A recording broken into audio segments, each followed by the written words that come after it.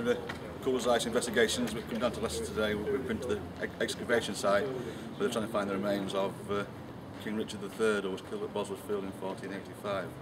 We're outside Leicester Cathedral. We've been inside, had a look at the memorial stone for King Richard III.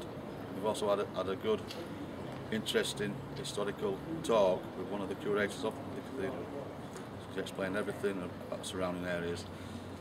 We've come down today as part of the Cool as Ice Myths and Legends project that we've been doing, and we thought that this would be very apt for that project. We hope you enjoy clips and photographs of what we've taken. So, from Cool as Ice Investigations. Guided tour by some of our international top archaeologists from the University of Leicester. It's a really high quality event that you're going to have, and I must tell you it is well worth waiting for. The whole of this project has been made possible by the Richard III Society having an international appeal. But we got money flooding in from the whole of the world towards this. There is an awful lot more work to be done. So you will see charming young ladies with buckets and things to buy and wonderful t-shirts. So if you would like to make a contribution to have your little place in history, then do so. As you go in through the archway, we've got a lovely cool corridor, so you'll be in the cool in a minute, but you will see something I think is absolutely marvellous. It's that we've always known that the king is here, because Elvis has got a graffiti on the archway as you go in. So this is the king. The king has given you a sign.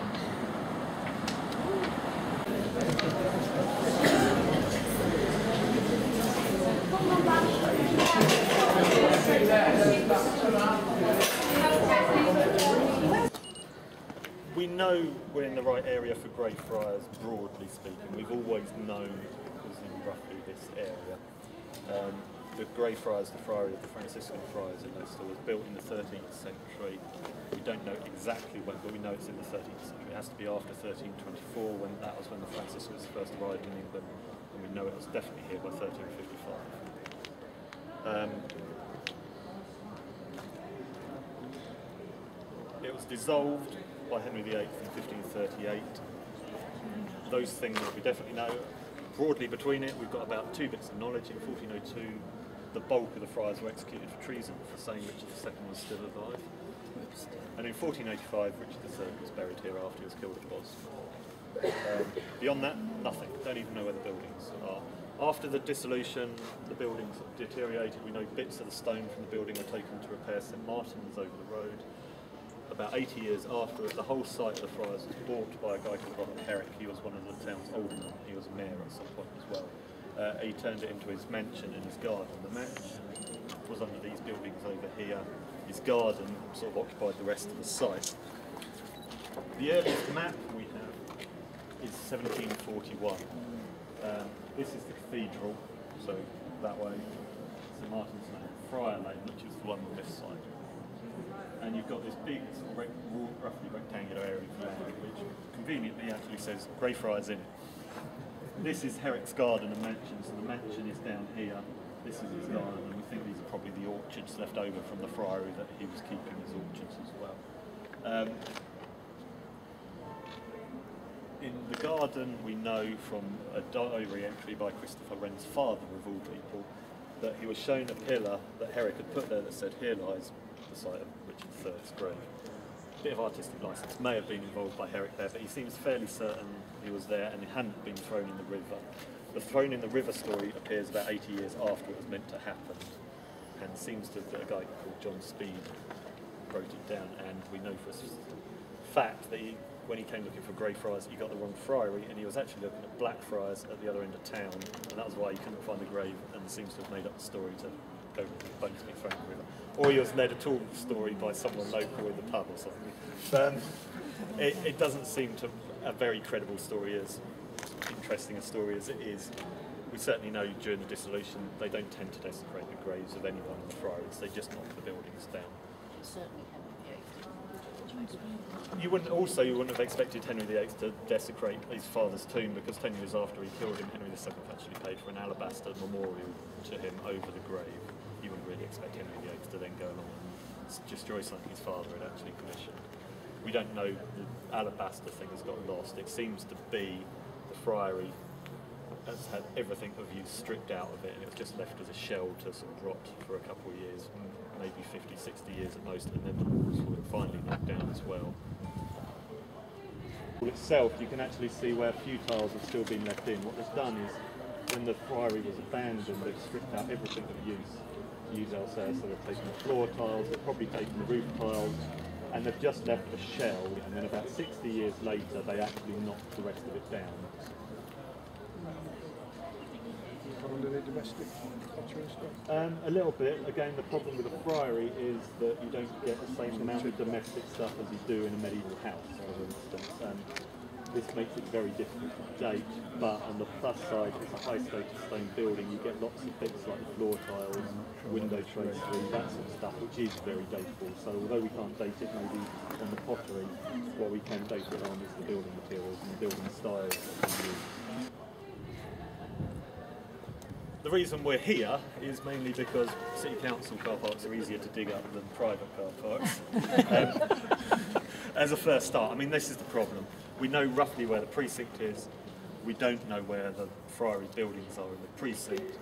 It's a big area. It goes from Greyfriars that way to the other side of New Street that way, from St Martin's Lane that way to Friar Lane this way. It's a big site to have a lot of buildings in. It's a bit of a long shot finding them. We tried ground penetrating radar, nothing. Completely useless. It doesn't really work in towns very well. The depth of the archaeology is so considerable and so complex in towns, radar just has trouble picking anything that you out. What it did though was actually, it told us where all the modern sewers, phone lines, everything like that was, so we could actually miss them. So it was actually quite useful. And on the other side, you get a closer look at the surviving floor. And the floor, the corridor and the floor is coming this way. And so where we're probably standing is the south range.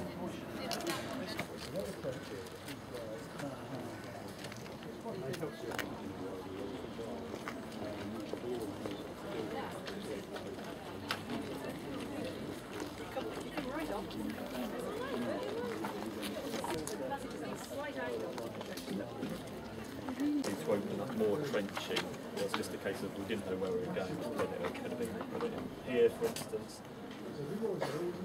Round the corner in the other bit of the car park, around the side. It could have been that we actually went and looked in the other car park, the other side of the road.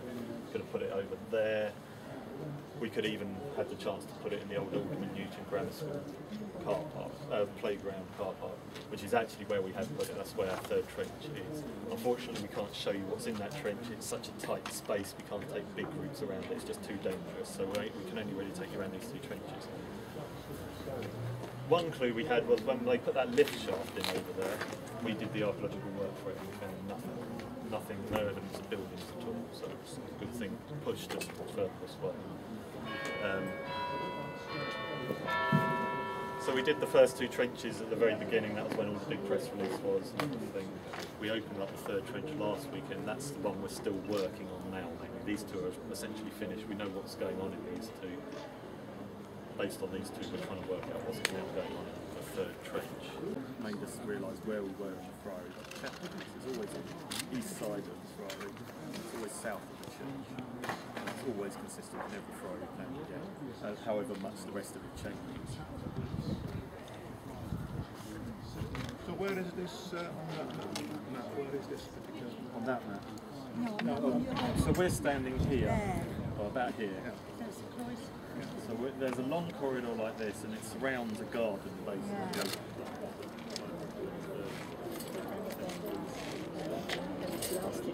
How does it work?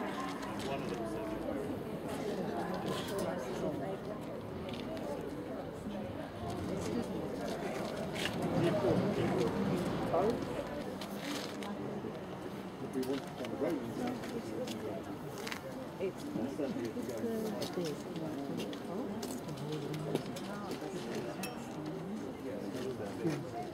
There's a big set. Yeah.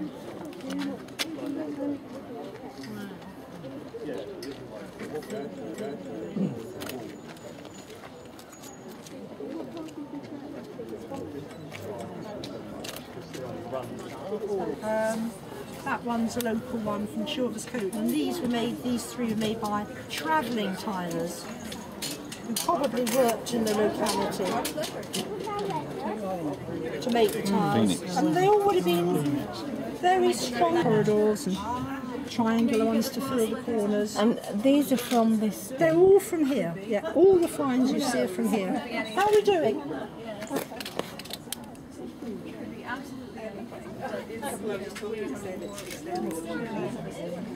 No, that they've got similar. Good. Well, they can't have enough space to be doing the tour. See what I mean? It's so packed. These are neighbours are just where similar tiles have been found. These are local tiles. And you've also got ridge tiles which would have gone along the apex of the roof, as on that building over there. Would have been very elaborate patterns, some of these ridge tiles. Would have been really, little bits don't really do justice to See it. these ones? These ones have been on the roof, this side. Good, isn't it? That's great.